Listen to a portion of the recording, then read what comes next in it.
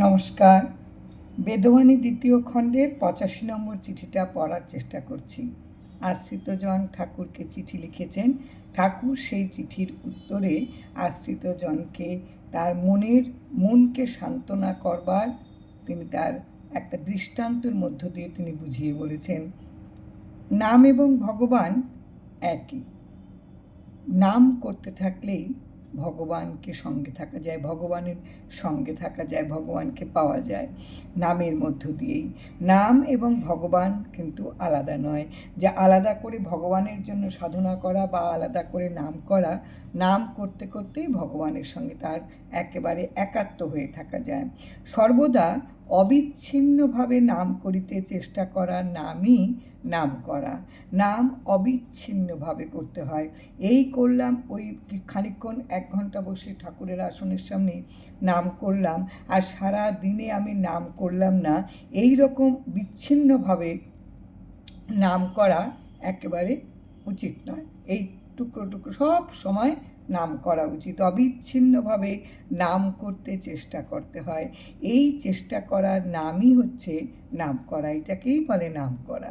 তুমি একটু করলে না, এরকম কখনো হবে না। অনবরত সব সময় তোমার একেবারে প্রতি মুহূর্তের যাপন হোক নামের সঙ্গে, তাহলেই ভগবান তোমার সঙ্গে আছেন নিত্য সব সময়। একেবারে নামেই নাম মুক্ত করিয়া সর্বানন্দময় শ্রীচরণ প্রাপ্তি দান করেন। এই নামেই তোমার নাম কি করবে? মুক্ত করবে, তোমাকে মুক্ত করবে। নাম তোমাকে মুক্ত করবে। আর এই নাম যদি তুমি করতে থাকো, অর্থাৎ এই নামেই নাম মুক্ত করে দেবে, মুক্ত করে সর্বানন্দময় শ্রীচরণ প্রাপ্তি দান করবে। সর্ব আনন্দের যে ময় আধার, সেই শ্রীচরণ প্রাপ্তি তোমার হবে। এর থেকে বড় প্রাপ্তি আর কিছু হয় না, শুধু নামেই। আর কোনো সাধনা, আর কোনো কিচ্ছুর দরকার নেই, শুধু নামে থাকলেই, এবং সেটা কিন্তু বিচ্ছিন্ন নাম করলে হবে না, অবিচ্ছিন্ন নামের মধ্যে থাকলেই তুমি কিন্তু তার শ্রীচরণ প্রাপ্তি দান করবেন ভগবান তোমাকে। নাম করতে করতে মনের শান্তি অশান্তির প্রয়োজন হয় না।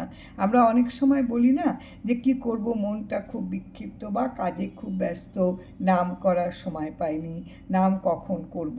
নামের তো একটা শান্তি অশান্তির ব্যাপার থাকে।